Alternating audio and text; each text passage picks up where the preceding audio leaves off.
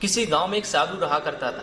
वह जब भी नाचता तभी बारिश होती। इसलिए गांव वालों को जब भी बारिश की जरूरत होती तभी ये लोग साधु के पास जाते और वह उनसे अनुरोध करते थे कि वह नाचें। और जब वह नाचते थे तो बारिश जरूर होती थी। कुछ दिन बाद शहर से 4 लड़के गांव में घूमने के लिए आए। जब उन्हें यह बात पता चली कि साधु के नाचने से बारिश होती है तो उन्हें यकीन नहीं हुआ। शहरी पढ़ाई लिखाई के घमंड में उन्होंने गांव वालों को चुनौती दे दी कि हम भी नाचेंगे तो भी बारिश होगी। अगर हमारे नाचने से बारिश नहीं हुई तो साधु के नाचने से भी बारिश नहीं होगी। अगले दिन सुबह गांव वाले उन 4 लड़कों को लेकर साधु जी की कुटिया के पास पहुंचे। गांव वालों ने साधु को सारी बात बताई। फिर उन लड़कों ने नाचना शुरू किया। पहले लड़के ने नाचना शुरू किया। आधा घंटा बीत गया। पहला लड़का थक कर बैठ गया पर बादल नहीं दिखे।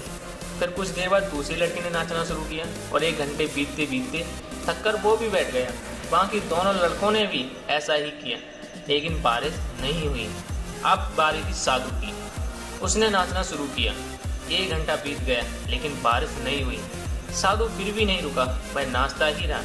नाचते नाचते 2 घंटे बीत गए पर बारिश नहीं हुई। 4 घंटे बीत गए पर बारिश फिर भी नहीं हुई। लेकिन साधु तो रुकने का नाम ही नहीं ले रहा था। धीरे धीरे शाम ढलने लगी। तभी बादलों की गड़गड़ाहट सुनाई दी और थोड़ी देर बाद जोरों की बारिश होने लगी।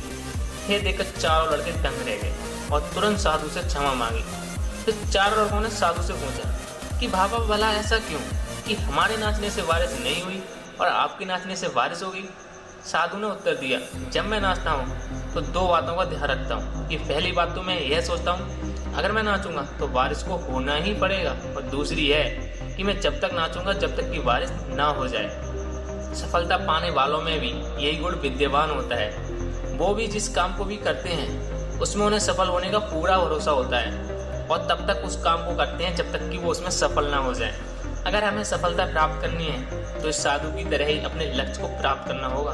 तो दोस्तों, कैसी लगी ये कहानी हमें कमेंट सेक्शन में ज़रूर बताएं और मैं मिलूंगा आपसे ऐसी